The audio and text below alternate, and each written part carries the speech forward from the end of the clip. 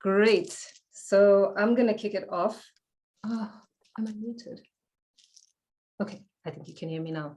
Hi, Darwin. Nice to see you again. Thanks for joining. Hi, guys. Can you hear me? Yes. Hi, good morning. How are you? Good, good, good. How are you doing? I'm good, thank you. Just struggling with the technology. But it is what it is, right? It's 2022. The load shedding isn't helping. Oh, sorry about that.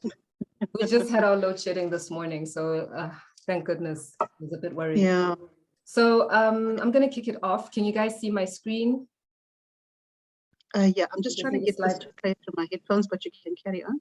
Okay, fantastic. If you don't mind muting yourselves, okay. I'll kick it off.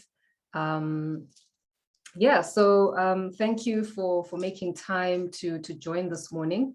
It's always a pleasure to connect and learn from each other and share information. This is the whole point of this. This is not about bashing anyone or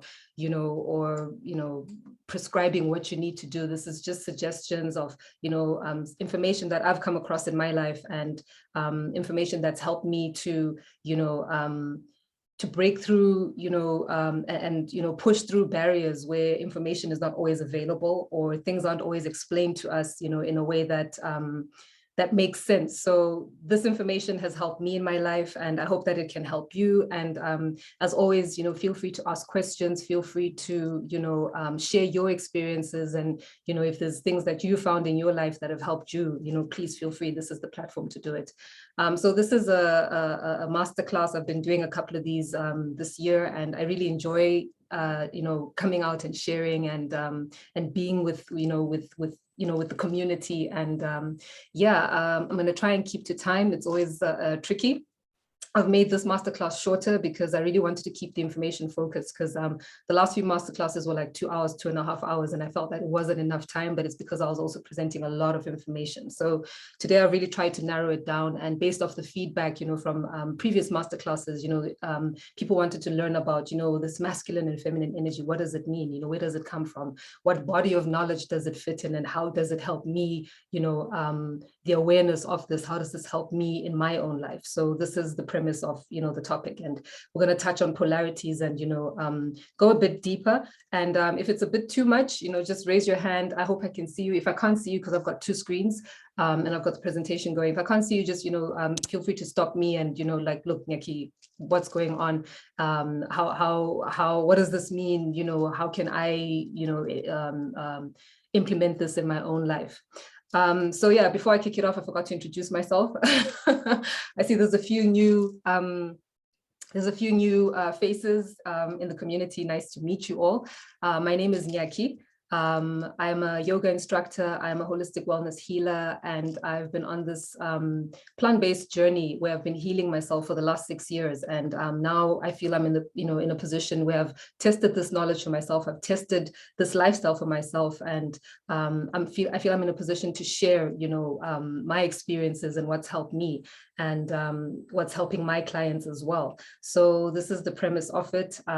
Yeah, I'm based in Johannesburg. I'm Zimbabwean born, grew up in South Africa, and yeah, I love yoga, if you haven't realized. And and yeah, my mission is to share knowledge and to help people ascend in consciousness, especially in this time that we find ourselves in as humanity, where it's very difficult to understand what's going on and to find time for ourselves and find time to go within and heal. Essentially, this is the premise of all of this, for us to start healing.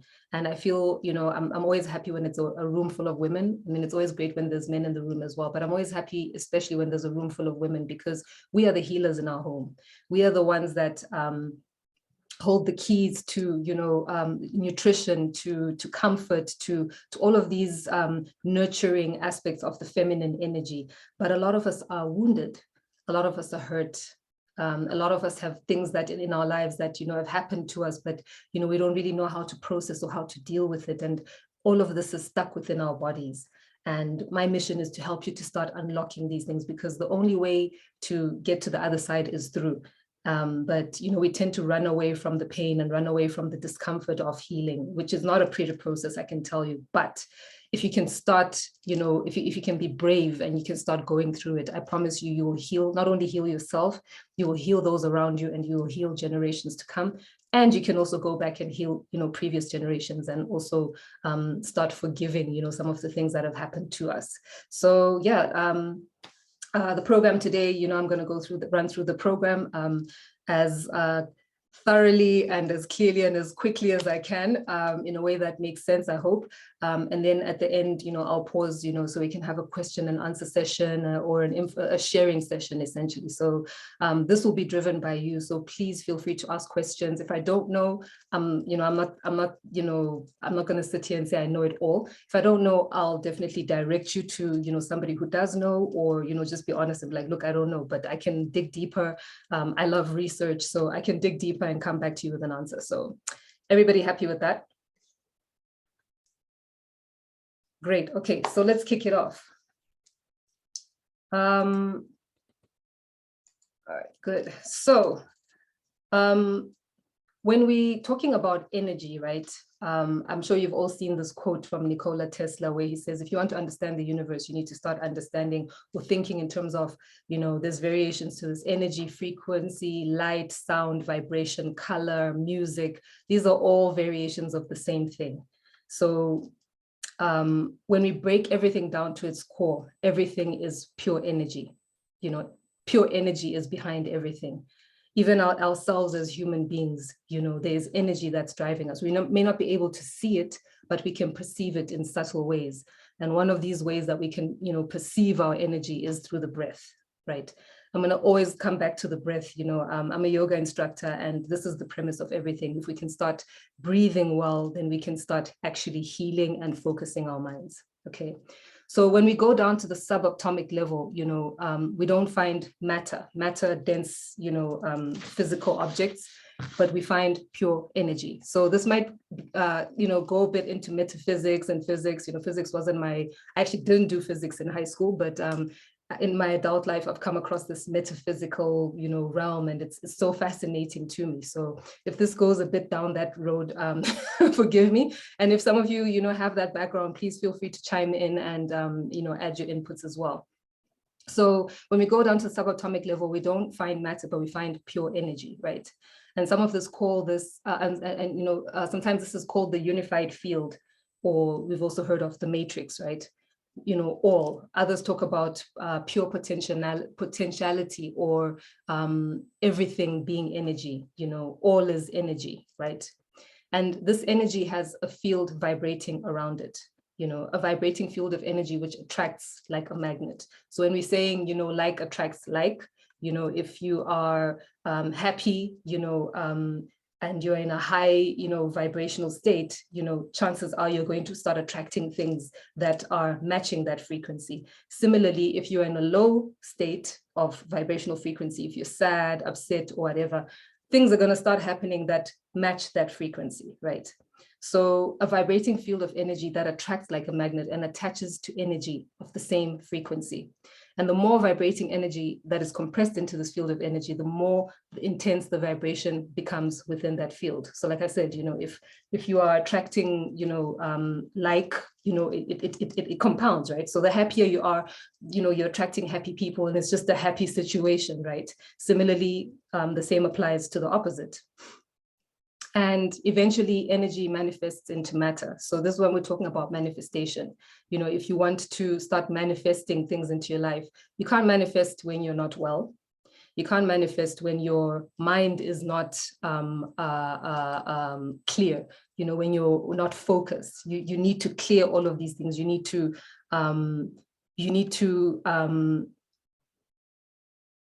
look at practices that assist this process. So when you're not in a good mental or physical state, it's very difficult for you to start attracting things that match that higher frequency, right? So it's very difficult to manifest. And when you're in a low vibrational state and you're trying to manifest high vibrational things, it's not going to happen, right? Chances are, if you're in a low vibrational state, you're going to keep attracting things that match that frequency, right? So, you know, we often say, you know, as a coach, I'll often say, let's do a life audit. Let's look at all the aspects of our life. Let's look at, you know, physical, let's look at financial, let's look at relationships, let's look at, you know, all the things, okay? And, you know, really assess yourself and say, where am I honestly in all of these spaces? And if you're looking at attracting, let's say, relationships or friendships, but you're dealing with anger or resentment or unforgiveness, it's going to be very difficult for you to, you know, match and bring in those things that you're looking for. So we need to really, really be honest with where we're at. So yeah, if you look at a chair or any object, you know, it may look solid and still, but within that chair, there are, you know, millions or even billions of little subatomic particles that are running around and, you know, vibrating with lots of energy. And the object is actually pure energy and movement. So me, as you see me, you might see me as a solid person, but, you know, we now know this is actually an illusion. There are many little pieces that are putting me together so that, you know, and the mind as we know it in this, you know, in this third dimension that we find ourselves in, will kind of piece it together, and that's how we appear, or that's how things appear the way they do. But if we start looking at things from a metaphysical perspective, we find that everything is vibrating and everything is moving. And we know that everything in the universe has its own vibrational frequency, right? So we know that plants, for example, you know, have a high vibrational frequency because they eat light energy, they consume light energy, right? And I'm always gonna, you know, advocate the plant-based lifestyle because this is what's helped me to heal. So when you eat more plants, especially when you eat them in a raw form or in a natural form, your vibrational frequency will increase. When you're eating cakes and sweets and all of these things that, you know, we know don't contain water, don't contain light, don't contain life, our vibrational frequency drops. So already you can see that there's a correlation in the things that we do, in the foods that we consume, in the energies and the people that we keep around us, that will either help us to ascend in frequency, which is what we want to do, or will bring us down in frequency, right? And yeah, so every object in the universe moves and vibrates. Everything is vibrating at one speed or another. So it just depends, you know, the denser the object, the more solid the object, you know, the lower the vibration. The lighter, or, you know, the more the object is, you know, connected to light energy or light, you know, that's why the sunlight is high vibrational frequency, the higher the vibration frequency. Nothing rests, and everything we see around ourselves is vibrating at one frequency or another, including ourselves. Okay, so this will take me to the next slide where this is illustrated quite nicely. You know, we have this vibrational frequency measure where we can see that, you know, at the bottom of this funnel, you know, where we can kind of measure frequency. And, you know, in measuring this, you can also see the colors as well. And these kind of align to, you know, the chakra system, if you're familiar with that. I'll touch on that in the next slide. But you can see that when we're feeling feelings of shame, guilt, anger, pride, etc., these are lower in frequency. These are very low frequency energies. And when we start going, you know, into peace, love, joy, acceptance, you know, what's the word I'm looking for? It's slipped. Neutrality, joy, peace, enlightenment. These are higher frequency energies. And this is what we want to try and gravitate towards. But unfortunately, you know, in the world that we live in, it's very difficult to do this. And how do we maintain this, you know, when you're sitting in traffic, when you're dealing with difficult people, when you're dealing with difficult situations in our family lives, in our everyday lives? It's not easy, right? But I promise you that there are practices available, and these will always relate to the breath. These will always link back to the breath that will assist you to start, you know, vibrating higher and also start healing, right? So that, you know, if you're going through challenges or you know, you're going through whatever it is that you're going through, you're better able to, and I've touched on this in previous masterclasses, and my previous masterclasses are available on my YouTube page. I'll share the link with you later if you want to go back and go into that. But I've shared this, you know, the better equipped you are to manage your thoughts and your emotions, the better you will be at managing your life and, you know, at managing situations and coming from a higher perspective rather than reacting all the time. You start responding, right? So we want to go from reaction to response. And this takes a lot of practice. It's not something, you know, that you walk away with at the end of this masterclass, like, okay, I'm going to stop reacting and I'm now a response soldier. You know what I mean? It takes time. It takes time. But the more we can become aware of our thoughts, the more we can become aware of our emotions, the more we can become aware of the things that we consume and the energies that we consume around us, the more empowered we are to start making better decisions. And it's all decisions. Everything, you know, stems from a thought, and, you know, from that thought, we, you know, take an action or make a decision. So it's all about making better and more informed decisions. Okay, so we see that the vibration of light, as I mentioned, is the highest vibration, and water, you know, is the second. And the higher your vibration, the higher you are to light's vibration, which is why we say spend a lot of time in the sun. People are running away from the sun. Oh, I'm going to burn. You're not going to burn. You know, we are light beings naturally. You know, it's just that, you know, the lifestyles that we live, you know, are keeping us indoors and keeping us from socializing with each other. And we, you know, we all know what I'm talking about, but we need to get outside and get as much light as possible. It's important. It helps you heal. It helps you maintain a high frequency. And also I'm going to touch on grounding as well. You know, walking barefoot on the earth. The base atmospheric electromagnetic frequency, you know, or resonant frequency of the earth is 7.38 hertz. This is healing energy. You know, you want to pull in negative ions from the earth. This helps you to heal from disease. This helps you to keep your body in an optimum condition. But we are wearing shoes all the time, right?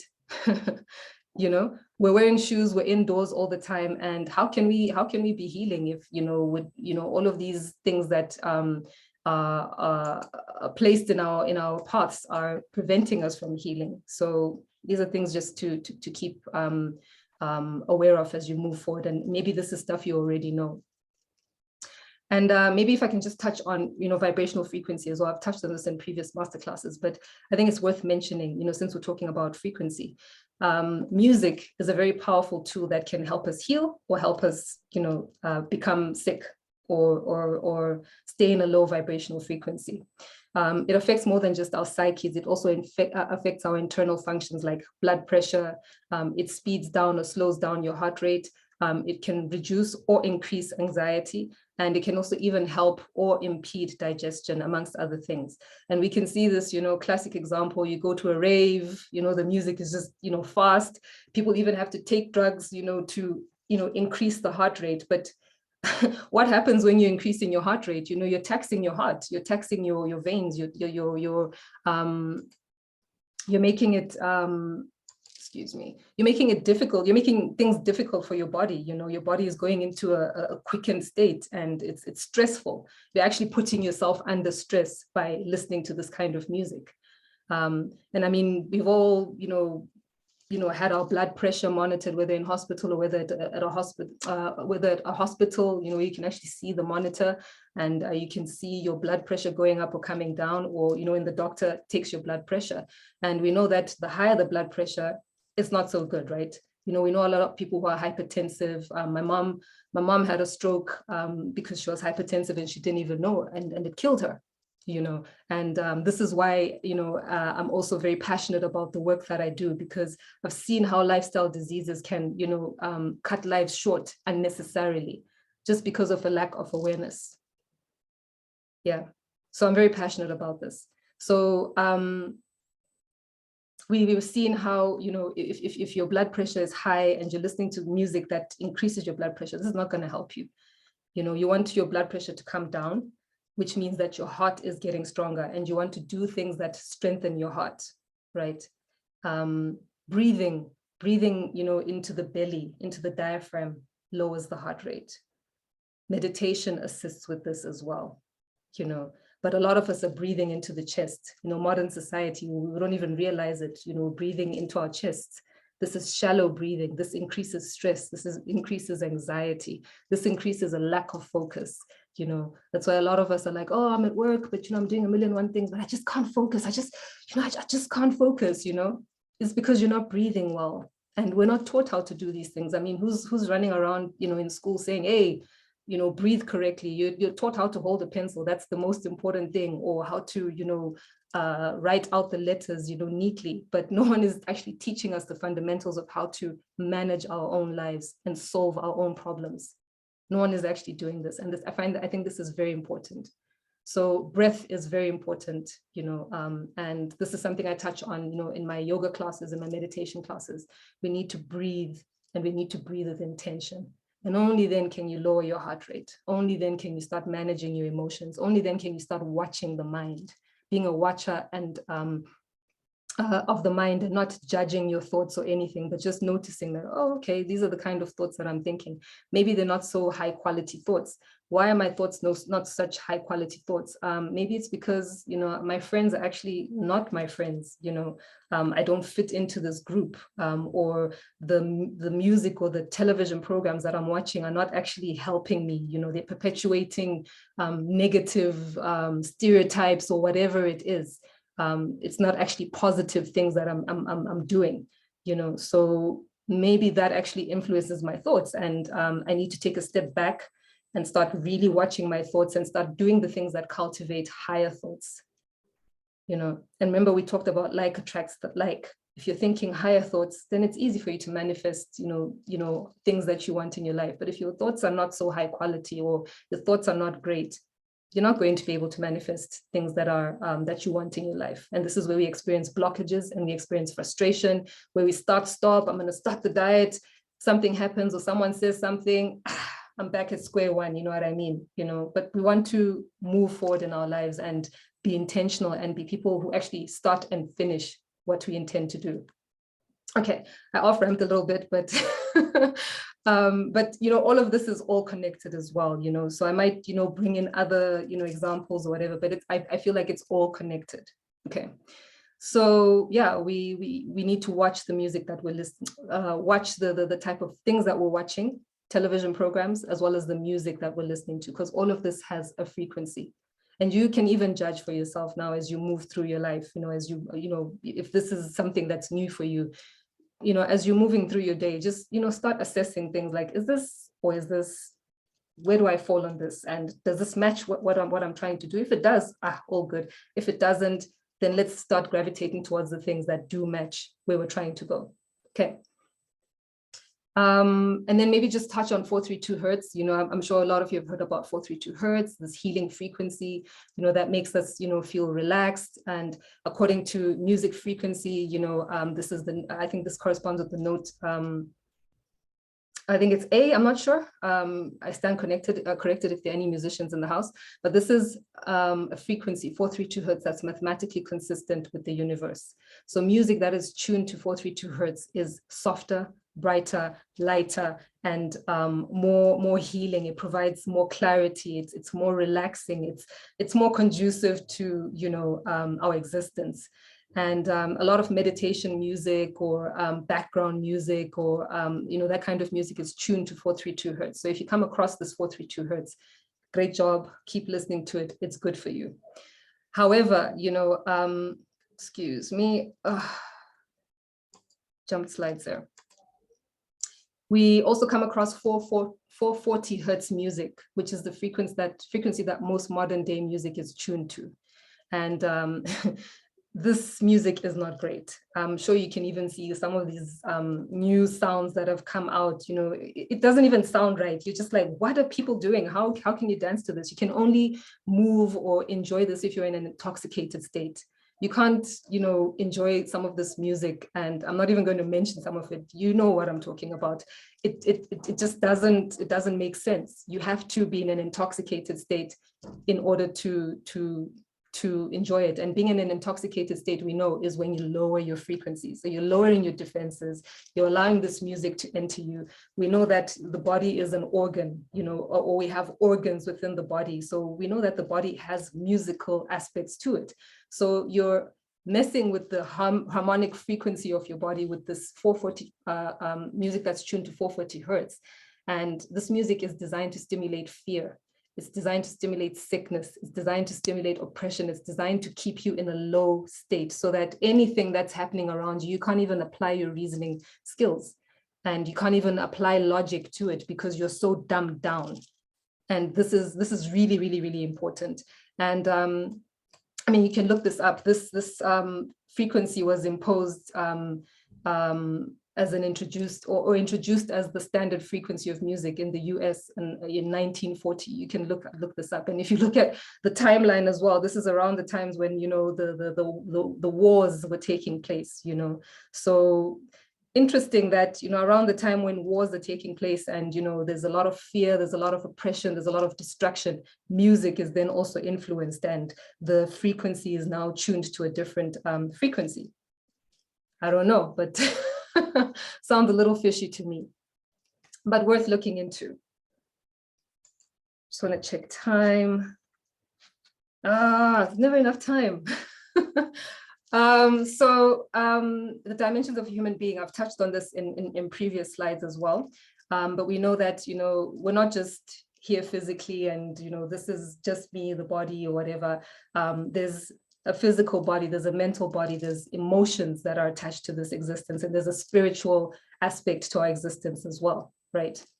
And maybe I'll just touch on, you know, the sheaths that we find as human beings. Excuse me, I just want to find my notes on this. These 5 sheaths, according to yoga philosophy, you know, are you know, form the different dimensions of our human existence. You can see there's, you know, the physical body, which relates to, you know, the physical body, blood, flesh, bone, skin, hair, you know, what we can see, right? Food, you know, the physical aspects of our body, movement, etc., digestion. And then we have the energy body, which is also known as the breath body. And this is where the vital life force or life force energy, or prana, as we call it in yogic terms. And prana is life force energy. You know, it's what animates us. We can't see it, but we know that there's something that gives us life. And when we're not well, you know, our levels of prana, or the ability for prana to move through the body, is not enhanced. Whereas when we are well, you know, everything is moving at an optimum, right? It exists in all things, right? And it's central to, you know, everything in the yoga practice. Our whole practice within yoga is to ensure that we remove blockages within the body. And these are blockages that we cannot perceive with our eyes, because you know that there's a subtle body. This is the breath body that we're talking about. And the subtle body corresponds, you know, with various aspects of the physical body, you know, and it's energy that keeps us alive. It touches on the physical, it touches on the mental, it touches on intellectual, it touches on sexual, it touches on the spiritual. It's cosmic energy, right? It's it's everything, right? And this breath body, or this energy body, animates the physical body. So when a person dies or leaves this plane, prana is no longer flowing through that person's body, you know, or we can liken this to when the person stops breathing, life ceases. So the physical manifestation, or what we can perceive as physical manifestation of prana in the body, is the breath, which is why it's so important that we breathe well. The better you breathe, the better that prana can flow through the body. And it's harnessed through the body, through the breath. Pranic energy is, you know, affected by our lifestyles. You know, how much you sleep, how much you work, whether you're overworking, you're exercising well, your diet. You know, if there's blockages, for example, I'll touch on the chakra system just now. But if there's blockages, or let's say, for example, your digestion is not, or you're constipated, right? So prana in the root and the sacral chakra will not flow as optimally, because there's some things are not moving. So if things are not moving and there's stagnation, prana cannot flow efficiently. So even if you want to, you know, achieve these enlightened states of mind, it's very difficult for you to achieve these states of mind, because I'll touch on this as we go through the chakras. Prana is not flowing efficiently. Okay, and techniques that we can use to enhance prana or amplify prana is through breath work. We do a lot of this in yoga. And this isn't just necessarily always, sitting and doing the breath work, alternate nose breathing and all of those things. As we're moving through our asana practice, the physical movement practice of yoga, you'll hear the instructor saying, now breathe in, forward fold, inhale, exhale, do this and this. It's very, very important that you do all of this. Even when you're doing your running or whatever, it's important that you breathe, because you are cleansing your subtle body as well, as you're breathing optimally. So yeah, then we have the emotional body. I've touched on this in previous masterclasses, so you can go back to this. And this talks to emotional or mental body. This talks to the lower aspects of the mind, and is governed by taste, touch, smell, all of that. So we perceive through our senses. This goes into the mind. The mind then decides, okay, I smell chicken. Bad example. Scrap that. I smell I smell salad, or I smell fresh spinach. What am I going to do? Am I going to eat? Am I going to yes, I'm going to eat it. It's good for me. Okay, I'm going to do that. Or I smell chicken. Doesn't smell so good to me. I'm not going to do it. Or despite it not smelling good to me, I'm going to make a bad decision and do it anyway. This is the part of the mind, the emotional or mental sheath that governs the thought processes, where we make good or bad decisions, right? And in my last masterclass, I think I talked about this very extensively,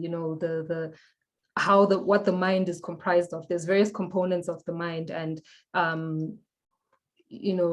based on where we're at in our level of understanding or on our journey, you're going to use certain aspects of the mind for decision making, and sometimes some of these are not always good. And this leads into the intellectual body, or the higher mind, where you want to essentially make your decisions from the higher mind rather than from the lower mind. And the lower mind then deals with the senses and the base things. So the intellectual sheath, or the intellectual body, represents wisdom. This is where we make good decisions. This is where we judge the facts and judge the situation. What am I going to do? And this is the discriminating part of the mind. This is the part of the mind that we want to use. Okay, but a lot of us get stuck in the emotional body or in the mental body. We make our decisions a lot from there. How do I feel? I'm going to do things based on how I feel, rather than really apply my mind and use past experiences, use reason, use logic, and also use discernment to make my decisions. And then lastly, we have the bliss body, which is, relates to pure consciousness, enlightenment. This is what we're all wanting to achieve. And this also influences the other sheaths, depending where you're at in your journey. If you are, still stuck in the physical body, or, still stuck in the day-to-day, it's going to be very hard for you to make decisions from pure consciousness, from that, all connection, enlightened state. That's why there's very few enlightened teachers or gurus or people that have achieved that enlightened state, because it's not easy. A lot of us, are still struggling with the other four. So, just worth considering. So I said I'd touch on the chakras. So we said that, prana flows through the chakras. And essentially chakras are, or the chakra system, is the energy centers in the astral body. So the astral body, we're talking about, the subtle body. We're no longer talking about the physical body. We know that, the body now is made up of subtler energies that we may not be able to see, but, it's kind of like when you walk into a room and you can, feel out a room and, check the vibe without anyone telling you anything. You're able to perceive these things. How are you able to perceive these things? There's something, more going on than, the physical aspect of our existence, right? So when we're talking about the chakra system, we're talking about the energy centers within the astral body that vibrate at different speeds. Okay, we've talked about vibration and frequency. And we normally deal with the 7 main chakras because there are millions of chakras. We have chakras in our hands, we have chakras all around us, but I mean, this is like a lifetime of study. So we deal with the main 7 chakras, as they relate to our physical existence as well. And they are vertically aligned along the spine, or along the Sushumna Nadi, but I'll talk about nadis in another class. That's a whole other class. But they're arranged along, let's say, vertically along the spine, as you can see. And maybe worth mentioning that chakra means an energy wheel, or a spinning energy wheel. So we know that these spinning energy wheels within us are subtle, we can't touch them, but they have physical manifestations in terms of the organs that they relate to. And we now know that each chakra has its own frequency, right? So when you're not well, the frequency will be lower. So, you know, let's say you're having heart problems, we need to look at what's going on, you know, in your heart center. You know, we need to look at what's going on, you know, with your relationships. We need to look at what's going on in terms of forgiveness. Are you holding on to anger? We need to look at all of these kind of things. And all of this is stored within the body. We forget about it a lot of times, the things that happen to us, but they're stored within the body. And this, you know, not dealing with things can negatively affect your chakras and make you sick. Okay. So anytime you're having some sort of issue, you know, thyroid issues relate to the throat chakra, not communicating, not speaking your mind, holding things in, maybe you're in a suppressed situation or you're being oppressed in some sort of way, thyroid kind of issues will then arise. So we know that this energy center or the chakra, the spinning wheel, is not vibrating at its optimum. And we need to do things that will assist it. And this can be color therapy, working with crystals. I've got my lapis lazuli crystal on, which corresponds to the throat, as well as the crown chakra, eating foods like blueberries, you know, blue matcha, all of these kind of things will assist with raising the frequency. But at the same time, we need to do the deeper work, okay, and start addressing the issues and working through them rather than running away from them. Okay, so yeah, a chakra is the center of activity that, you know, receives, processes, and expresses prana. And when you are in a good physical state, then prana can flow optimally through these chakras. And when things are not so good, we know that, you know, they can then become blocked. So when somebody says, oh, your heart chakra is blocked, that's what they're talking about. So I'll just run through the various chakras, you know, quickly. We have the root chakra, which relates to the color red. And the element that it corresponds to is earth. So we know a lot of grounding issues or foundational issues, personal security, basic needs, family issues. This is where, you know, blockages can take place when things like this are not being addressed, or when we have challenges in these areas. And the physical,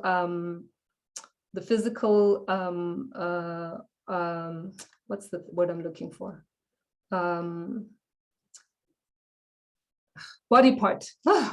The physical body part that relates to is the feet and the legs. So we know we're dealing with foundation issues, family, security, your basic needs. Do I have shelter? Do I have food? You know, is my family, you know, together? You know, are there issues within the family?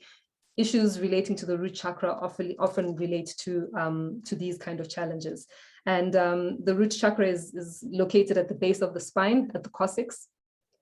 And yeah, it in yoga, we do a lot of, to address, you know, or to balance out this chakra, we do a lot of standing or balancing kind of asana or physical activity, right? So when you see, you know, us balancing on one leg or whatever, it's not just so that we look cool. We're actually healing our bodies by doing these various movements. It's not just about aesthetics.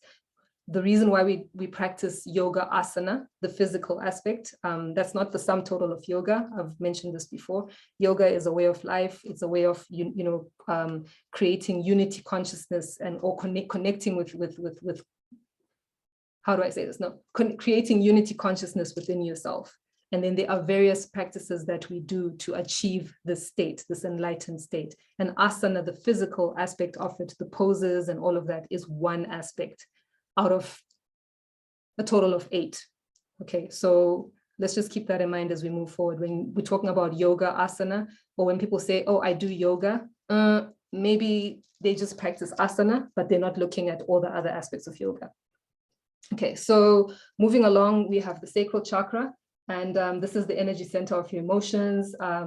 With the element deals with, or the element that corresponds to it is water, very interesting. And the organs is the testicles, the prostate, the ovaries, the womb, which is very interesting. We know that, when you're dealing with creation, we're talking about primordial waters. So very interesting that water relates to the sacral chakra.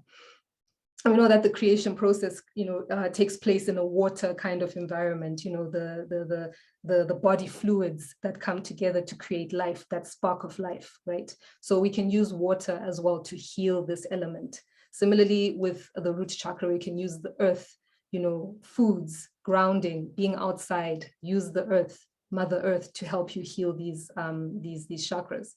And yeah, when we're talking about the sacral chakra, this is the feeling kind of sense that we get. And we're dealing with creativity, we're dealing with creation energy, we're dealing with sexual energy. And I don't mean it in the boy meets girl kind of, which is one aspect, which is an aspect of it, a very important aspect of it. But I'm talking about harnessing your sexual energy to actually create, to manifest, to move your energy up. When we're talking about harnessing your sexual energy, we're moving that sexual energy up through the chakras, and not just always releasing it through sexual gratification. We're talking about semen retention for men. We're talking about healing our wombs as women. The yoni steaming, the various herbs, cleansing our colon so that our colons are not impacting on our ovaries and making life uncomfortable for us. We're talking about healing from the fibroids, from the endometriosis. We're talking about healing the male and sexual, the masculine and feminine aspect of things as well. So when things are not going well in these aspects, or in terms of creativity, in terms of manifestation, we need to see what's going on in the sacral chakra as well. And then moving along, we have the solar plexus, which houses your sense of self, your individuality, integrity, willpower, productivity. And interestingly, the element that corresponds to this is fire. So too much fire, we know you'll get burnt. Too little fire, you can't spark things. You can't, move forward with things, or you can't complete things, or also, we deal with forgiveness and hurt within this chakra as well. So, the organs that it relates to is the stomach, the liver, the spleen, the pancreas, and the intestines. So this is like the machinery of the body, right? When your pancreas is not in optimal condition, we start dealing with issues like diabetes, too much sugar, etc., right? Liver issues, we're talking about, cleansing the body. I wonder where the kidneys, I think the kidneys also fall within here as well. This is where, in Chinese medicine, they say, the Jing energy is stored within the liver, within the kidneys, right? So if, you have too little Jing, we need to address and see what's going on with the liver. Why do I keep referring to the liver and I want to talk about the kidneys, right? Kidneys refers to filtration and cleansing of the body and all of that. So we need to look at herbs that assist, with cleansing the liver, with cleansing the kidneys. I don't know, liver, kidneys today for me is just the same thing. Sorry about that. And then within the outer body, the solar plexus is located, just above the navel, right? And how we address this in yoga asana is, through the twists. So if you see us doing a lot of twists, we're healing that part of the body as well. And like I said, this is fire energy. This is the I do energy. And this is also where a lot of ego can trip us up. This is that I do individuality, willpower, productivity, where ego can become too much. Okay. And especially, if we're, career focused as well, we tend to kind of overdo it. And this can cause imbalances in this chakra because we're relating to issues of productivity. So something worth considering as you move forward. Moving along, we have the heart chakra, which corresponds with the color green. Green is the color of love, one of my favorite colors. And here we're dealing with issues of love, hate. I mentioned this earlier, love, hate, vengeance, compassion, caring for people, or, some people have a closed off heart chakra, where they just don't care. I don't care about anybody. I'm just about me. And as a result, they cannot activate that love energy within themselves, and they kind of start residing in the solar plexus, or what's this? The solar plexus chakra that I mentioned. They cannot move the pranic energy up into their hearts because it's closed off. And why would a person's heart be closed off? Something happened. You can't just, be born into this world with a cold heart. Something happened, and we need to address that something, okay? It's stored somewhere within the body, and when we're meditating, when we're in very relaxed states, we can actually start picking up on these things, or these things start coming to mind, like, that breakup that I had when I was 16, my first love or whatever, it really kind of affected the way I, look at relationships and love. And I've been kind of moving through life as in reaction to that. I'm never going to trust anyone again. I'm never going to do this and this and this. And as a result, you close off your heart chakra. And then people find it, people then wonder, why am I not able to commit? Why am I not able to open up? It's because it's closed off, and you need to heal. You can't move through life, and you cannot ascend through consciousness if your heart chakra is closed. The heart chakra is actually quite key. As you can see, it's kind of the center of the three. And they say that, if your lower three chakras, if there's issues within the lower three chakras, it's going to be very hard for prana to move up through the heart. Okay, so we need to address the lower three. We need to address the heart. Only once we've addressed the heart and your heart is open can prana move up into the higher chakras, the throat, the third eye, and the crown chakra. You cannot access these if your heart is closed. And don't let anyone fool you out there as well. Look out for these teachers as well. Look at how people live their lives and, the kind of practices they do. If a person is a cold person, how can they be teaching you about, moving your prana through your chakras if they haven't even done it for themselves? So very, very important. Really observe people. Is your heart open or is your heart not open? If your heart is not open, there's no way that you can be accessing the higher realms. There's no way that you can be getting into enlightenment or sharing those kind of practices, because you still need to heal. Anyway, this isn't even like the meat of the presentation. Like the next slide, I'm like rushing to get to the next slide. But yeah, I think this is important to mention as well, because everything is connected, like I said. And then we get to the throat chakra. And here we're dealing with communication, like I mentioned, expressing yourself, a key channel for the heart. Like I said, if the heart is broken, or if the heart is not healed, prana cannot move up into the throat chakra. And the whole reason we're talking about this upward movement, you've heard about the Kundalini, Kundalini awakening, right? Where that energy that resides in the base of your spine then moves up and moves down and moves up. You create this infinite loop of awareness, right? And this is what we're all trying to achieve. But this cannot happen if the heart is not healed, if the lower chakras are not healed. And when we're talking about healing, this is a systematic process that takes years. You often hear of people saying, oh, I'm going to do a workshop that's going to focus on heart opening or whatever, a heart opening workshop, and at the end of this 3 hours, your heart will be open. Not possible. Not possible, because there's so many layers to this, I mean, how can you possibly heal people in 3 hours? People who've had lifetimes or even previous lifetimes of hurt, of anguish and all of that. And then just from a few, breaths and a few, chants, you walk away and you're healed. It takes time. It takes time. It takes time, and we're peeling back layers. We, sometimes we regress in our growth, and sometimes we progress. Okay, but be very wary of people that promise you, at the end of this 30 days or whatever, you'll be sharp. It takes time. It's possible, I guess, but it takes time, as far as I'm concerned. And with my yoga teachers as well, this is something they've been very cautious about. This is a lifetime process.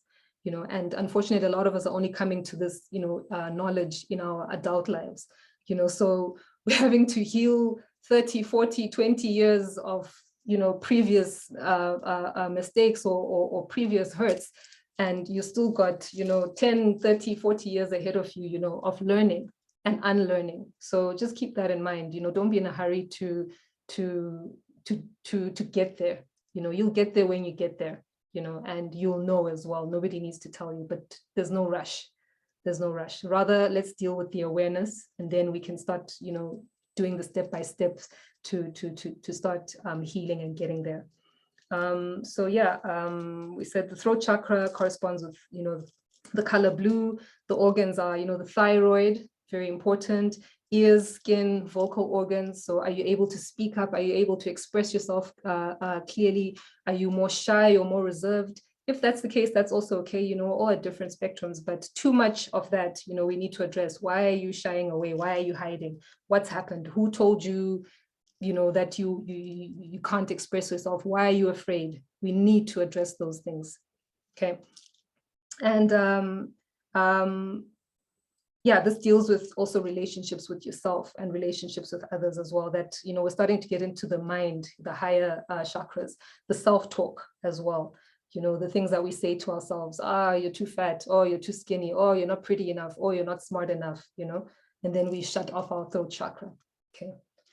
And then we have then the third eye, famous third eye chakra, which is your source of insight, your source of psychic ability, you know, your source of self-information. This is where, you know, nobody can tell you anything when you're looking or when you're perceiving things from your third eye.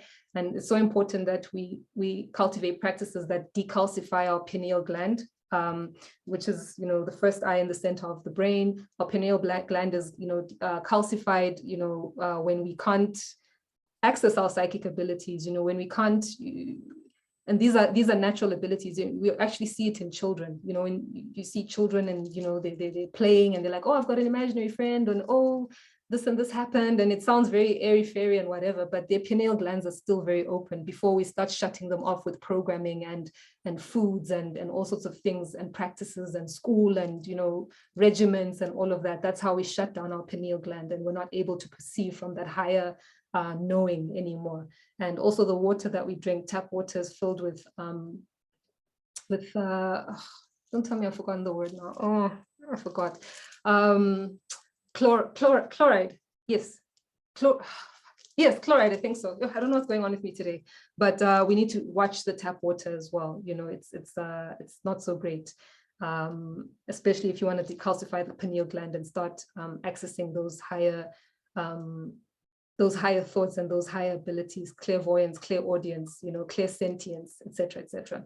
And yeah, this also deals with, you know, when you doubt yourself, it's very hard then to trust your inner knowing, right?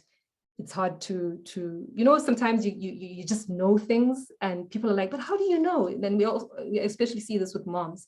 You know, your mom will be able to tell you, you're pregnant, and you're like, how do you know? I'm not even showing. I don't even know I'm pregnant. And you go and check and you're like, for sure I'm pregnant. You know, it's just that higher knowing. It's just that higher connection. But often we doubt it, right? Until something actually happens and you're like, hey, but I had a feeling, you know, but why is that? Why is that? We need to ask ourselves that. And yeah, the color it corresponds to is violet. Yeah, like I said, it's your source of intuition, it's your source of knowing. This is where your perceptions are formed, etc., etc. And then lastly, we have the crown chakra, which is your connection to the universe, your connection to God or source or whatever you want to call it. This is your divine guidance. This is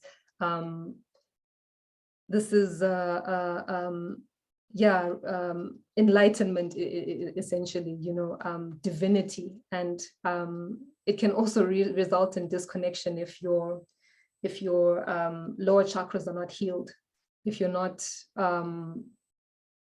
basically what I'm trying to say is if the other chakras are not healed, it's very hard for you to perceive anything from your third or crown eye chakra, your crown chakra, because you cannot achieve these if you haven't done the work to start addressing them.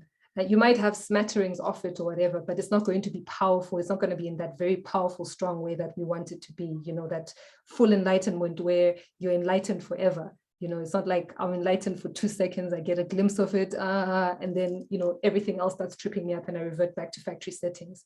You stay in this, once you achieve this, you achieve it and you're done, you know, you stay there.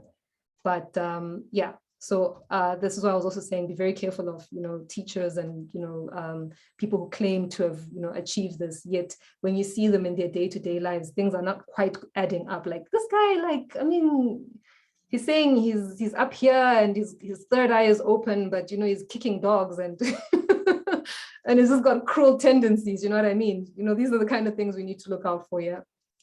Okay, so I spent too much time here, but I think it was important as well. So the moral of the story is we need to raise our vibrations. A weak aura attracts negative energy, okay? And a strong aura attracts positivity and abundance, okay?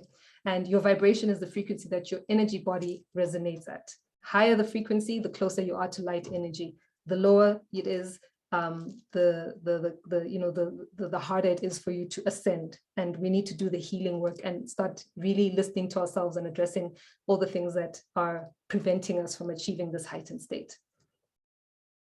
Okay, so this is what I actually wanted to get to today. And I feel like this is another lecture. Just want to check time. Ah, snap. I'll try and run through this as quickly as possible, but maybe this is worth another class. So I think in order to start understanding energy, et cetera, and, you know, polarity energy that we're talking about, masculine and feminine, which we'll touch on later in this slide, we need to understand that there are principles at play and or laws at play that we cannot escape. They are facts, okay? And as maybe you've heard of the 7 Hermetic principles. Maybe you haven't. You can look these up in the Kabbalion. It's all available online. It's, you know, it's all open source, et cetera, but maybe to, you know, acknowledge the source of these Hermetic principles. I mean, you may have heard of Hermes Trismegistus, or Thoth, as he was known in the Egyptian pantheon, or I think in Egypt he was also known as Jehuti.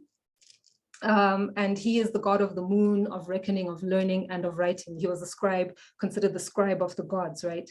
And he is said to have invented the art of writing. So recording history, recording knowledge, and passing it on to humanity. And also considered the creator of languages, the scribe, the interpreter. So interpreting, you know, what the gods are saying to people, and, you know, what the people are saying back to the gods, kind of like the go-between, right? And the advisor of the gods as well as the representative of the sun god Ra in Egyptian mythology, or Kemetic mythology. This is all available. And when we're talking about the 7 Hermetic principles, these are the principles of truth. According to the Kabbalion, they're the principles of truth. They're 7. And he who knows these understandingly possesses the magic key, before whose touch all the doors of the temple fly open.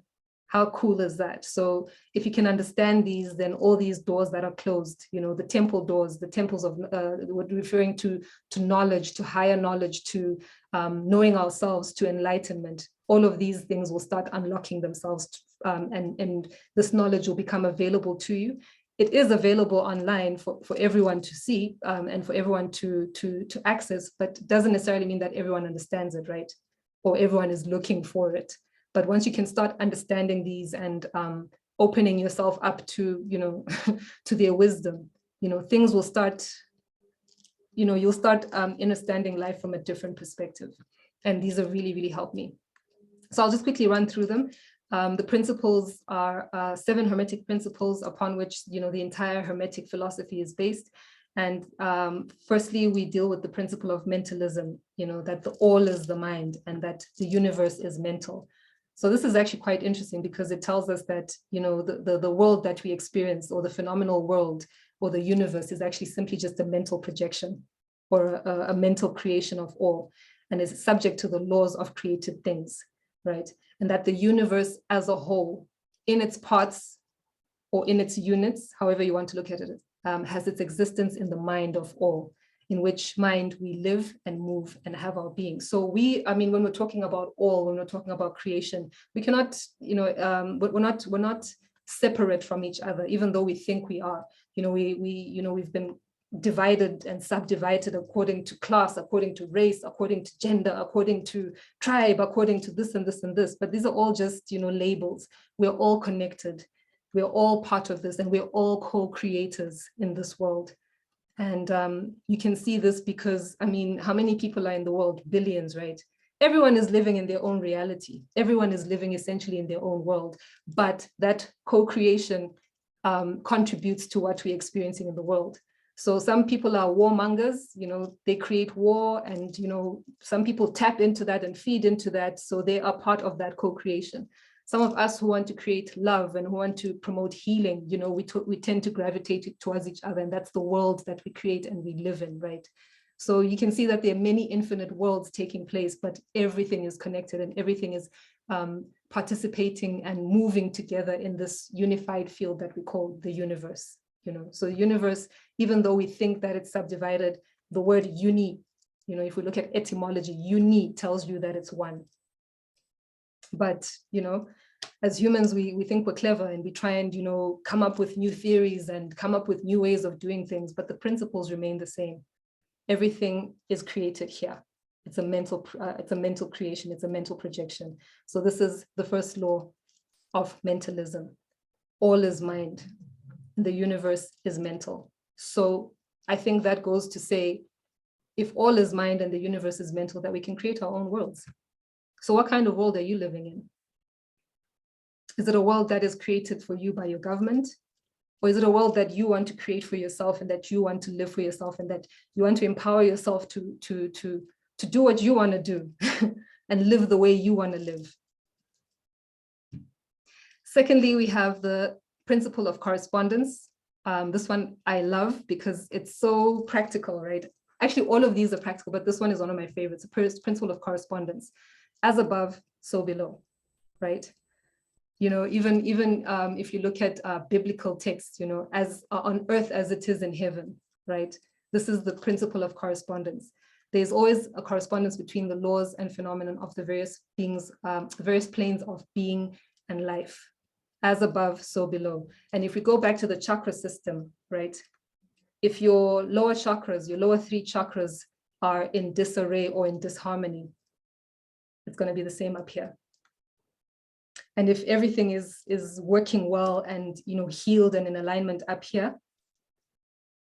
the same will follow down here, right?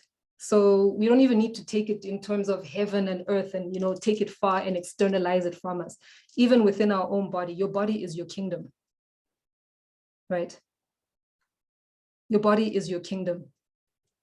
You are the king and queen or whatever of your kingdom. So if you do not have control of what's going on in your kingdom, then who does? You need to be in control of everything that relates to your existence. That means you need to be able to control your food.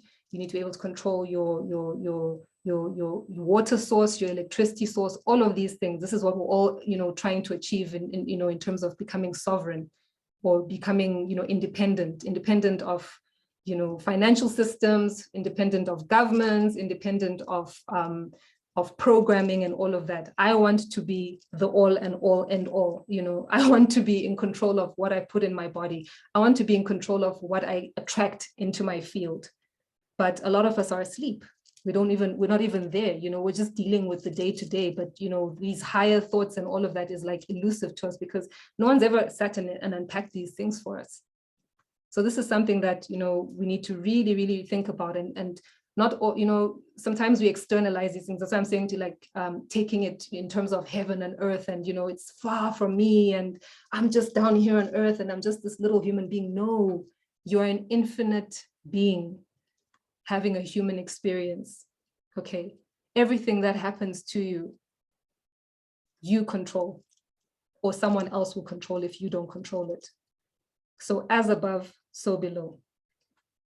Something to think about. Thirdly, we have the principle of vibration. We've talked about this, that everything is moving, nothing is at rest.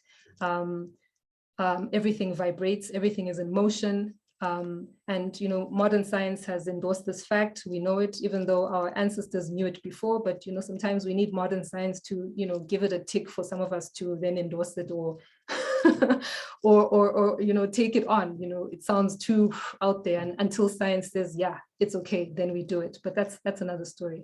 And this principle explains that the differences between the different manifestations of matter, energy, mind, and even spirit result largely from varying rates of vibration. So I'm not going to go too much into this one. I think I touched on it quite extensively earlier. We know that everything is moving, everything is vibrating. We know that our chakra systems as well are vibrating at a certain frequency. And when we're not well, we need to address and see what's going on with the various chakras. We need to, you know, look at the foods, we need to look at the organs, we need to look at herbs, we need to look at the things around us, the things we're putting inside us, you know, and start addressing and healing ourselves within our own organs, right? Music, organs. Fourthly, we have the principle of polarity. This one is also quite interesting to me because then it also dovetails into the masculine and feminine, or even the topic of this masterclass. I think it's polarities. We're talking about masculine and feminine energy. So the principle of polarity says that everything is dual in nature, okay? We can even see it, you know, left, right, two eyes, two nostrils, you know, two hands, two hemispheres of the brain, two sides of the body that do completely different things, yeah? And everything has its pair opposite as well. We have hot, we have cold, we have up, we have down, we have in, we have out, you know, we have masculine, we have feminine, and we have like and unlike as well. And that, I think the thing that trips us up as we move through this journey called life is that we think that, excuse me, we think that, how do I want to say this? We think that there's differences between these things like left or right, you know, but in essence, they are extremes in different degrees, okay? So what we're saying is that opposites are actually identical in nature. Hot is not that different from cold, or heat is not that different from cold. Cold is the absence of heat, and heat is the absence of cold, but it doesn't mean that they're different. It's just, you know, different degrees, okay? It explains that in everything there are poles and or dualities, or that there are opposite aspects, and that opposites are really only two extremes of the same thing, like I was saying. So with varying degrees between them. So as I said, you know, heat and cold, although they are opposites, they really are the same thing.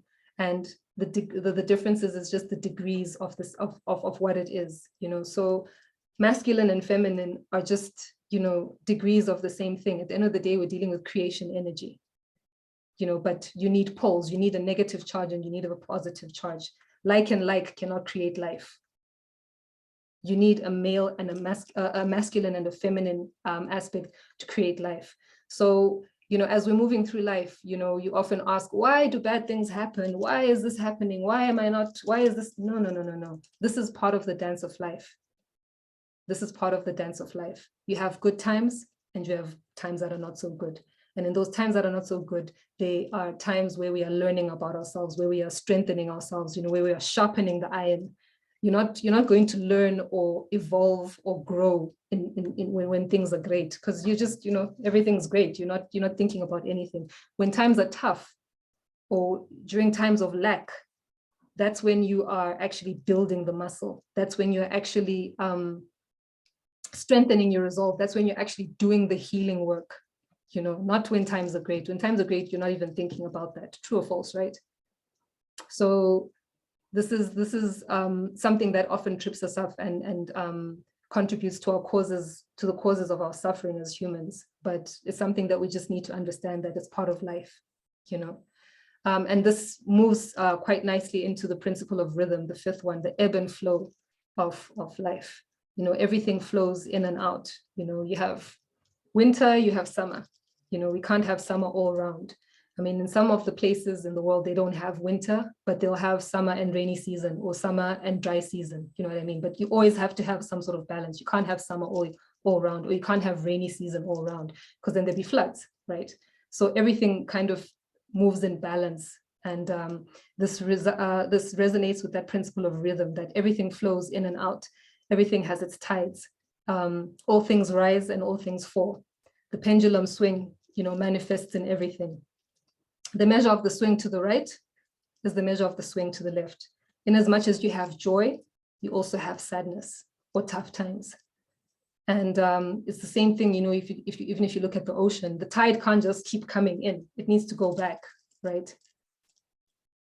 So the ebb and flow of life, this rhythm, is something that we need to be very, very aware of, you know, and accept as well. When things are tough, you know, it's hard to accept sometimes. It's hard to accept, you know, when you're going through challenges. But the more you can accept that, look, this is where I'm at right now. This is, you know, where the pendulum swing is at. I recognize that it's not always going to be like this. So let me just, you know, humble myself, go through this. I know at some point it will get better, and at some point I will move through this. It's painful right now. It's uncomfortable right now. But if I look back on my life, this is not the thing that's going to trip me up. And if you kind of come to life with that kind of mentality, it's not, I mean, it makes things a little easier. It doesn't make the pain or discomfort, you know, any less, but you know that, look, I've been through tough times before in my life, and I've moved through them. And in as much as I've had tough times in my life as well, I've also had moments of joy. So just remember that rhythm of life. It's important. Otherwise, then we're never challenged as people. We never grow. We never move beyond our comfort zones, you know, if challenging times don't come.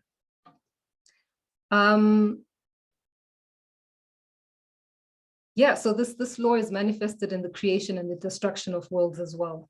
You know, they say right now we're creating our new earth, and we have to go through these floods and these fires and these wars to destroy the old earth, so that, you know, the new earth that we want to see manifested can take place. So yeah, you know, in as much as war and all of these things are not great, and it's, you know, it's terrible, but as humanity, we need to go through these things so that we can come out on the other side and know that we never want to go back there again.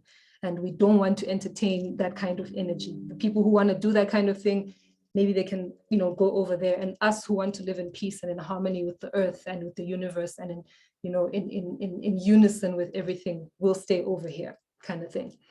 And, you know, we also see this in the rise and fall of civilizations. You know, if you look through history, you know, there's always a rise and fall of civilizations, and then a rise and a fall. You know, similarly, it's the same with consciousness. There's always a rise in consciousness, which is what we're currently going through, despite all of the challenges that we're going through as humanity, despite all the wars, despite the pandemics and all of that. There's actually an ascension in consciousness taking place. So you can see that rhythm taking place. In as much as this is happening, this is also happening too. And we see it in life of all things. We have life and we have death, you know. And in as much as we have life and death, you know, there's always new life that comes forward.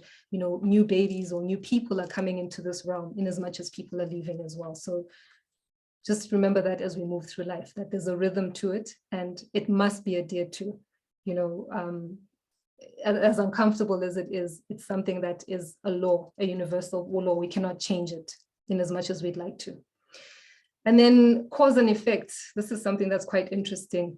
The Kabbalah says that every cause has its effect. Every effect has its cause. If you work in a quality environment, you know, you always do a root cause analysis. What caused this product malfunction or whatever? What caused this non-conformance? We have to do a root cause analysis and see what the cause was. And as a result, then we can change the effect going forward, right? So everything happens according to law. We know this through these principles, and that chance is but a name for law not recognized. So when people say, oh, it just happened by chance, basically they're saying that you don't understand that there's laws that govern this. There's no such thing as chance. Everything happens for a reason, okay? And there's a cause and there's an effect, okay? And there are many planes of causation, but nothing escapes the law. in as much as we try and, operate and, duck and dive, nothing escapes these laws. And everything happens according to law, that nothing merely ever happens, and there's no such thing as chance. While there are various planes of cause and effect, the higher dominating the lower planes, still nothing ever entirely escapes the law. So we're saying here, the higher dominating the lower planes, the higher. So we don't even have to take this in terms of government or externalize it, even within yourself. Your higher nature dominates your lower nature. Okay, there's a cause and effect. But if you are, not in balance, we don't want a situation where the lower governs the higher, right? We're talking about that ascension in consciousness. Okay, so we always want to try and reason. We always want to try and discriminate from or judge or make decisions from a higher mind, that higher mind that we spoke about. And nothing escapes the law. There's no such thing as chance. This is all governed. There's an what do you call it? There's an action and there's a reaction. Okay, and then lastly, the principle of gender, which is where we've been trying to get to. Gender is in everything. We know that. Even if you look at plant life, the plant kingdom, you have the male aspect and you have the female aspect. Everything has a masculine and feminine principle, and gender manifests in all planes. There's gender manifested in everything, and how we, can see this, easily is the masculine and feminine principles, which are ever at work. Okay, and this is not only true of the physical plane, so the physical world as we know it, but also of the mental and even the spiritual planes. On a physical plane, the principle manifests as sex, creation, right? And on the higher planes, it takes on higher forms, but the principle is still the same. No creation known to man, known to existence, whether physical, mental, or spiritual, is possible without this principle. We know that the spark, this masculine and feminine energy is what creates life. None of us would be here without masculine and feminine energy. And I just want to check time. Okay, I've got like 5 minutes. 5 minutes until the end of this. Guys, do you mind if we go a little bit over time? Is that okay? Like, I'm just about to wrap this up. I'm on my last slide. But basically, thank you guys. So thank you. So I've touched on this in previous masterclasses. You can also go back to this, but I think this is essentially what we're all here for. How do we balance this masculine and feminine energy, and how do we know when things are out of alignment, right? We can see there that the feminine energy is aligned with, the moon, and that masculine energy is aligned with the sun. And a lot of us, especially if you find yourself in corporate environments, as women, we are nurturing beings. We are, creative beings. They say women are irrational, and there's a reason for that. Because if we were always rational, then we would be like men. But we're not. We're the more feeling, we're the more intuitive, we're the more nurturing, we're the more sensitive, we're the more comforting aspect of this energy. And when we are in these corporate environments, we find ourselves, becoming like men, acting like men. I need to be tough. I need to be taken seriously. I can't be too emotional. I can't be this and this and this. And who says that? It's men who are saying this as we come into these spaces. So we can see that, already coming into, these environments, it's already a challenge for women, because we have to change who we are to fit into these spaces. And it shouldn't be like that. We should be able to bring in our inherent nature, our nurturing, our sensuality, our creativity, into these spaces. And all of this is valuable. This is what creates life. But, now we're all in this one building and we're acting like men. And then, you head home and you have a family, you have a relationship, you have all of these things, and you can't switch it off, because, everything, becomes a habit. It takes 21 days to form a habit. You're doing this for 10, 20, 30 years. And what happens to you? You find yourself out of balance.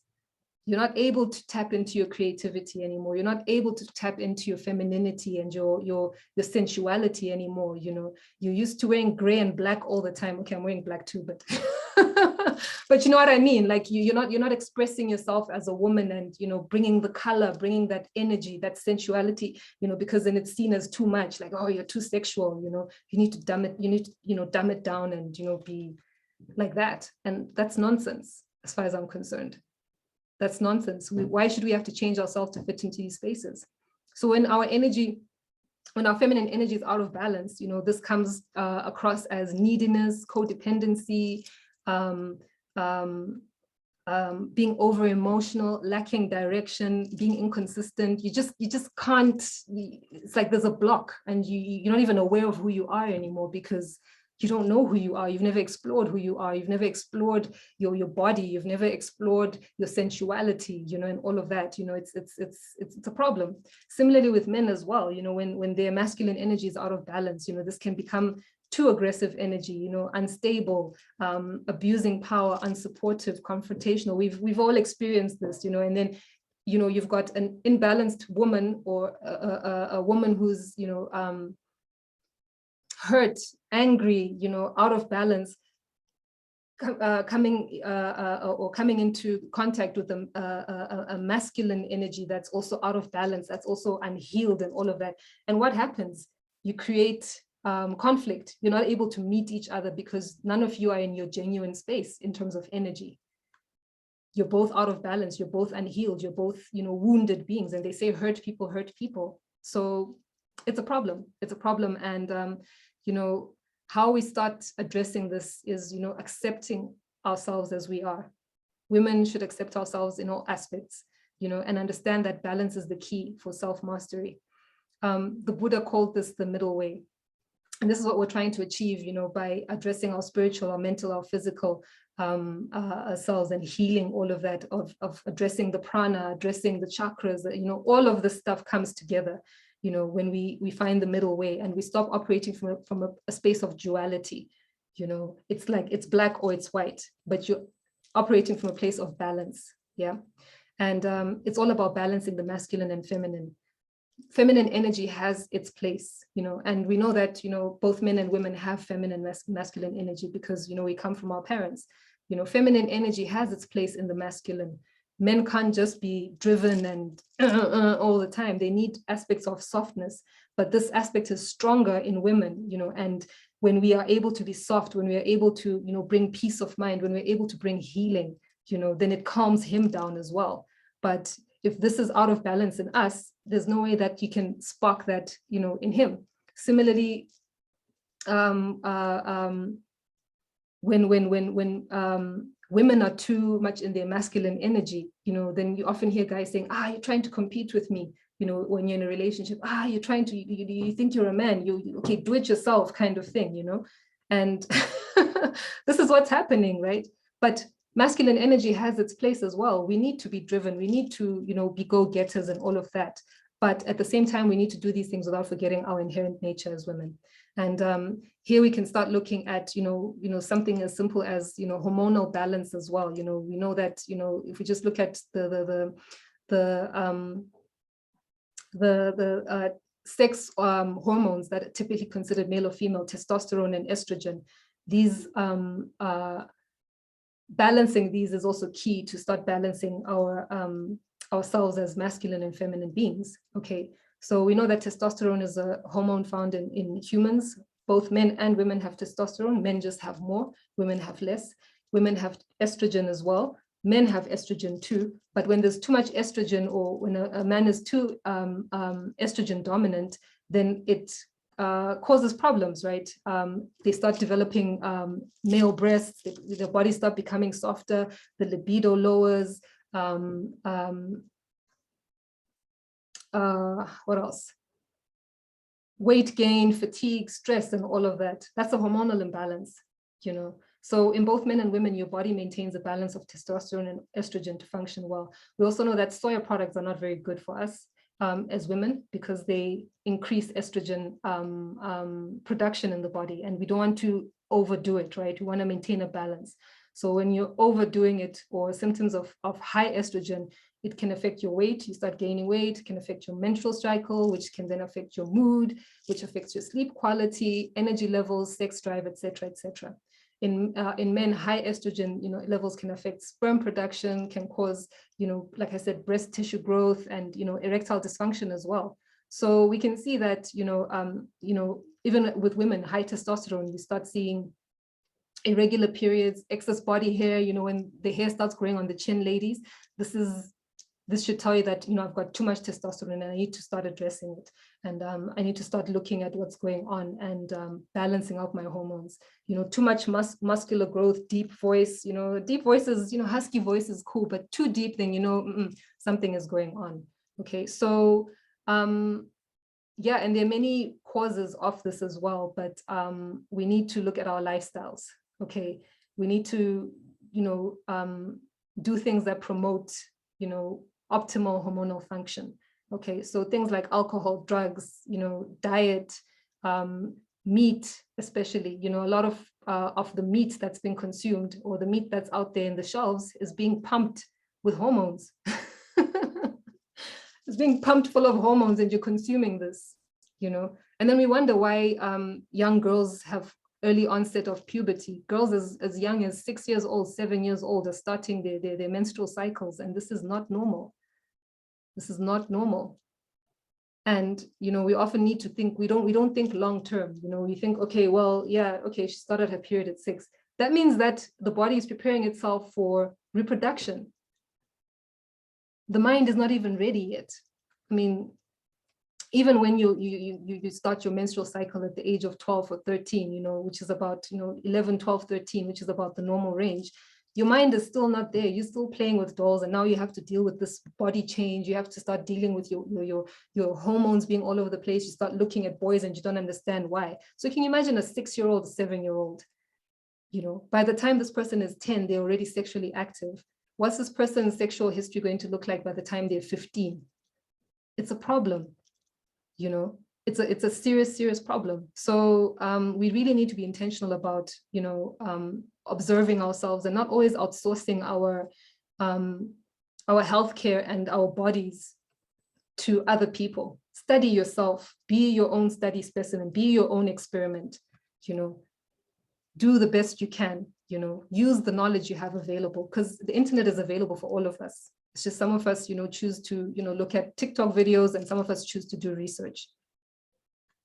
And I'm not doing this to bash anyone or whatever. I'm just saying, guys, you need to be very intentional because, as women, we're bringing in life into this world and we want to give that life the best chance possible. Okay. So I think I will wrap it up there. Yeah, like I said, there'll be many more masterclasses. I'm sorry I went a bit over time, but if there are any questions, please feel free to ask. I'm still available. I can avail myself till 12 if that's okay with everyone. Yeah, the floor is open, and thank you so much for your attention.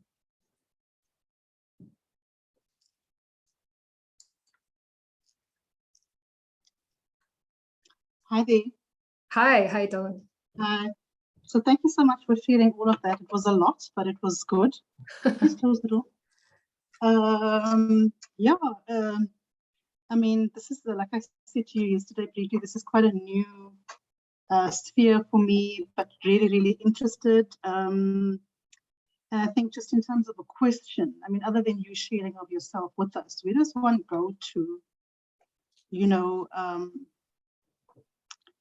to sort of really intensify your journey in terms of educating yourself? And I know you said there's no sort of a highway to get to the end as quick as possible, but one wants to sort of capture these aspects. I mean, I don't know if this is just the way my brain works, and understand all that there is, and that, okay, this is the journey and this is how you're going to map it out. Because I've also heard about things like, is it transcendental meditation? And, you're thinking, how do you sort of do this holistic thing? I mean, like you've just touched on some of the eating aspects, obviously, of how you need to nurture yourself, etc., etc. There's the mind, there's the body, etc. Yeah, so I think, I don't know if I've captured all that I'm trying to say without having to waffle on too much. If you could point us to, okay. I don't know if it's a school, institution, is it like, where does one go? Thanks for that. And yeah, like I said, this is a lifelong journey. For me, I would say, start with the easy things, okay?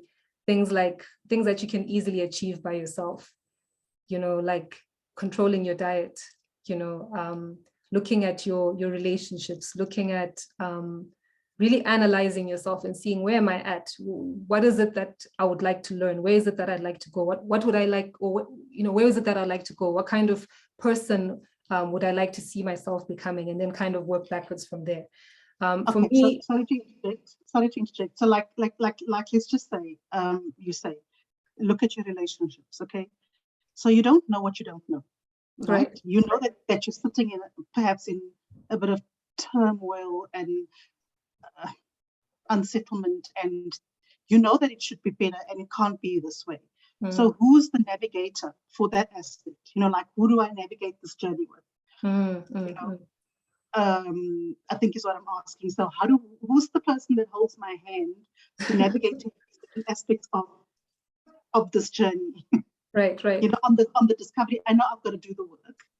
Right. I recognize and identify what the things are. Right. But I need to walk the journey with someone. Okay. So, I mean, the way I've done it, like I said, I started, with my diet. And then from there, it was like, okay, so now that I've got the diet on tap, how can I move my body in a way that, is optimal? And that took me to yoga teacher training. So I studied 500 hours with my teacher. And yeah, that opened up so many other doors for me. But I mean, there are so many, it also depends on what interests you, right? There's so many, paths and tools out there. I mean, there's even YouTube, if you want to dive deeper into metaphysics, if that's what interests you, but this is essentially what I'm trying to do as well as a holistic wellness coach. This is the journey that I would walk with you. Like, okay, let's look at your life. Let's look at where it is that you want to go. I can help you on these and these and these things. Maybe these things you might need to see a therapist, or maybe there's a yoga practitioner that deals with, if you're dealing with trauma, for example. That's not my area of strength. But if you're dealing with trauma, maybe I can refer you to this practitioner that, deals with trauma specifically, and you can dive deep into those things. But as a holistic wellness coach, this is essentially what I'm doing. I'm trying to bring all of this, because I recognize that a lot of this information is fragmented and it's located in different places. Like I'm saying, if you're interested in yoga and yoga philosophy, you'll find that within that school. But they might not dive deep into metaphysics in the way that you want to, or we spoke about vibration and frequency. There you might need to go to somebody different. But I'm essentially trying to bring all of this together. This is essentially the study of self. So I don't know if that answers your question, but this is essentially what I'm trying to do. So basically, I'll be reaching out to you for direction every now and then. So yeah, great. You've answered, yeah. Okay. Great. Thank you. Any other questions? Oh, hi, Nikki and everyone. Hi, Musa. Thank you so much for this masterclass. It has been everything that I was looking forward to. I resonated so much with everything that you have said. And as somebody who has been on this journey for some years now and still learning more, you have said everything I really wanted to hear. I think I have only 2 questions. You talked about us being in the sun, like, I just wanted to know, I mean, I understand that we have to be in the sun. It's really great for us and all. I wanted to know, I always get confused as to, do I put a sunscreen on? Especially, like, I love basking in the sun early in the morning. So I always get confused as to, do I put a sunscreen on, or do I just go like that? I don't know. The second question, you talked about water. I do agree that tap water is not really good for us. So having to read about bottled water, the stores being contaminated and all that, I don't know if it's like all bottled water, but I just wanted to hear from you, what would you suggest, or what would you your advice be in terms of, you know, buying bottled water from the stores? Yeah, I think that's the only two questions that I had. And thank you so much for this masterclass. I really appreciate it. You're most welcome. Thank you so much for making time for yourself as well.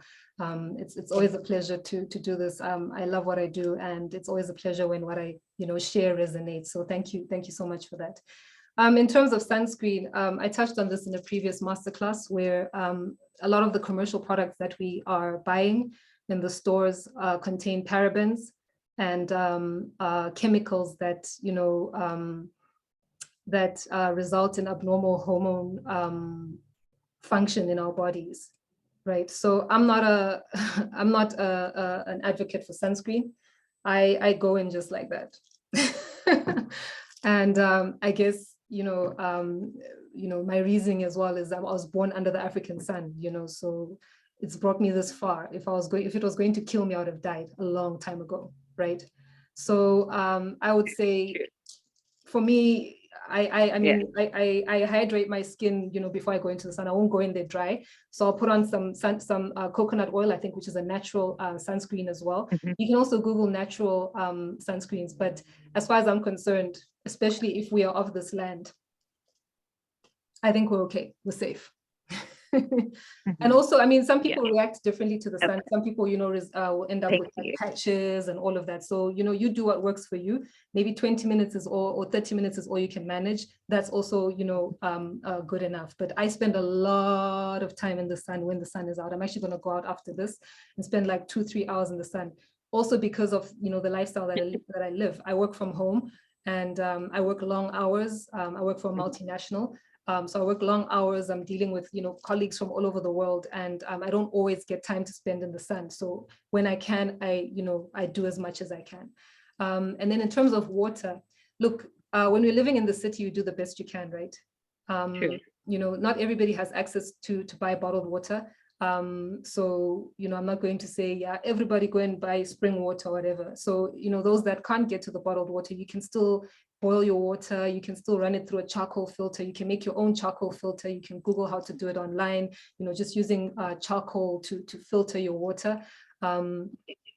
So you do the best that you can. If all you can get to is bottled water, spring water in the city, just make sure that the pH is a bit higher. So you want to aim for, between 7 to 9 pH, rather than, so I would say 8 to 9. So look out for the pH, rather than the lower ones, because, the lower the pH, the more acidic in nature. So you want your water to be a little more alkaline. But for those that have access to, mountain water, spring water, or if you can get out into nature and get the water from the source, that is the ideal. I mean, ideally, we all want to be sovereign, and we all want to have control over our water source, where, I'm just going to go get water from the stream and I know it's clean. But, we find ourselves in the city. So do the best that you can, is what I would say. Okay. And then you can do things like charging your water, in the sun. If you take it out of the bottled, if you take it out of bottles, you can charge it in the sun, or you can, add some activated charcoal to it as well, if you want to just, boost boost the benefits. Or you can add lemon juice as well, or cayenne pepper, which alkalizes the water as well, just to give it the boost. But like I said, we do the best that we can in the cities. Yeah. I hope that answers. I was going to say, there's those little contraptions that I've seen in the shop that you fit to the tap, I think, that also filters the water. Exactly. Like, even for the shower, because, in as much as, we don't want to drink the tap water, if you can, get a filter for the shower. It's not always possible, but if you can, then it means, if you don't have that, then don't spend too much time under the shower or in the bath, because, we know that the skin is porous. It's the largest organ as well. So the skin pulls in. So yeah, we do the best that you can. Thanks for that, Dylan. Okay, thank you. You're welcome. You're welcome. Anyone else?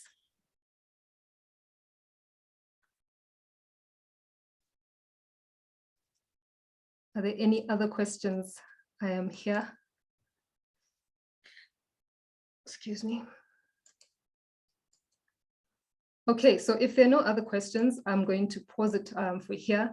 I'm going to put my email address in the chat box if you want to reach out to me, if you want to find out more. I'm also going to put my website address if you want to reach out for one-on-one classes, if you're interested in yoga or meditation, or just to, you know, if there's specific topics that you'd like to dive deeper into and or are interested in coaching. If you don't follow me on Instagram, you can also follow, check out my Instagram page as well, where, you know, I'm doing posts and, you know, reels and all sorts of things to share information as well. But like I said, I'm here for you. This is my passion. I just want to help everyone, you know, and share and spread knowledge and, you know, spread awareness and help us all to move together and to grow together and ascend in consciousness, so that especially as women, we can, you know, start to heal our homes and heal ourselves and heal generations to come. Thank you so much. Thank you so much, Dylan. Thank you all for your attendance. It means so much to me to spend your Sunday morning here with me.